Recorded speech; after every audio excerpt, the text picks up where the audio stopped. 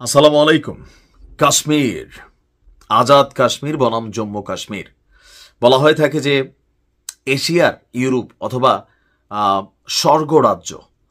যে কাশ্মীরকে ঘিরে 4 দিনের যুদ্ধ হলো, দুই দেশেরই বিলিয়নস অফ ডলার ক্ষতিগ্রস্ত হলো, পাকিস্তানের বড় ধরনের একটা বিপজ্জনক অভিযান সামনে আসতে যাচ্ছে। এই তথ্য যখন আমেরিকা ফোন করে ভারতরে দিল, তারপর আমরা শুনলাম যুদ্ধবিরতি হয়ে গেল।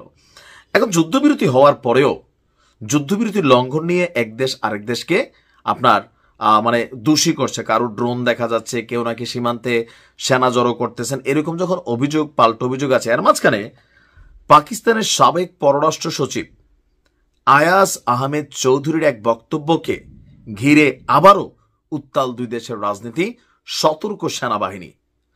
দর্শক, কাশ্মীর সংকটই পাকিস্তান ভারতের মূল সংকট, এটা কিন্তু আমরা জানি, এবং এই অঞ্চলটির ভবিষ্যৎ নির্ধারণে কাশ্মীরিদের মতামতকে উপেক্ষা করা মানে বাদ দেওয়া অযৌক্তিক, এমনটা মন্তব্য করে পাকিস্তানের সাবেক পররাষ্ট্র সচিব আয়াজ বলছেন, জম্মু ও কাশ্মীরের 93% মানুষ মুসলিম, কিন্তু 1947 সালে গভীর ষড়যন্ত্রের মাধ্যমে এই অঞ্চলটি পাকিস্তানের কাছ থেকে ছিনিয়ে নেওয়া হয়।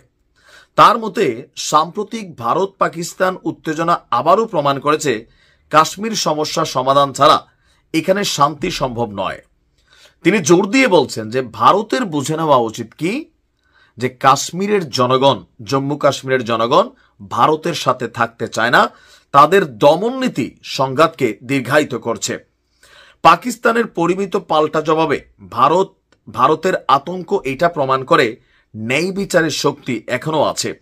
তার মতে ভারত যত দ্রুত বাস্তবতা মেনে আলোচনা শুরু করবে, ততই উভয় দেশের মঙ্গল।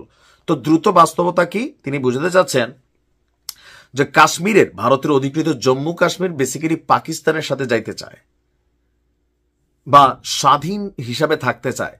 তো স্বাধীন হিসাবে কি থাকার সুযোগ আছে? বা আজাদ কাশ্মীর, আমরা যেটা পাকিস্তান অধ্যুষিত কাশ্মীর দেখি, সেখানে আবার আলাদা প্রধানমন্ত্রী আছে।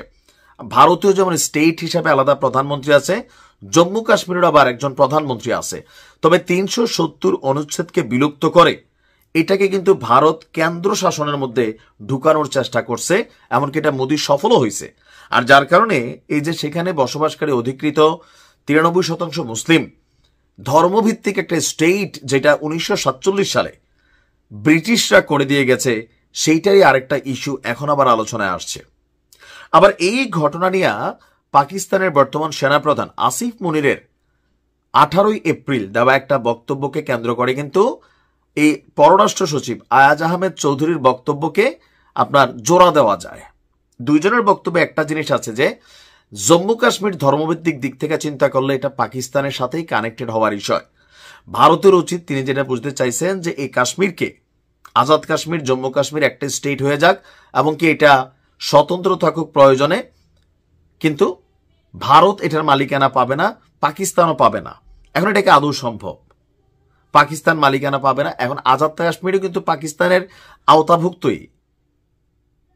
এখন এই সিদ্ধান্ত বা এই বক্তব্য আসার পর ভারতে তো আবার একটা ভয় লাগছে, যে না রে, এদের তো ইন্টেনশন আসলে অন্য কিছু, এই কাশ্মীরকে স্বাধীন করার নামে পাকিস্তানের সাথে কানেক্ট করে ফেলা, যেটা ভারতের জন্য বিশাল হুমকির ইস্যু হয়ে দাঁড়াবে, ভারত জীবনও মানবে না। এখন এই ইস্যুটা যদি আবারও সামনে আসে, এটা নিয়ে যদি যুদ্ধতে আরেকটা প্রেক্ষাপট তৈরি হয়, তবে এবার কিন্তু ভয়াবহ যুদ্ধে জড়িয়ে যাবে দুই দেশ। আর আপনার কি মনে হয়, পাকিস্তান যেটা বলছে সেটা সঠিক কিনা? যে হ্যাঁ ঠিক আছে, ধর্মভিত্তিক যেহেতু দুইটা রাষ্ট্র 1947 ভাগ হয়েছে, তখন ব্রিটিশদের সাথে হাত মিলিয়ে ভারত এই অংশটা নিজেদের সিস্টেমে নিয়ে গেছে, যেটা এখন পাকিস্তানকে ফেরত দেওয়া উচিত। মানবে ভারত? আমার মনে হয় না। আপনার কি মনে হয়? কমেন্টে লিখুন।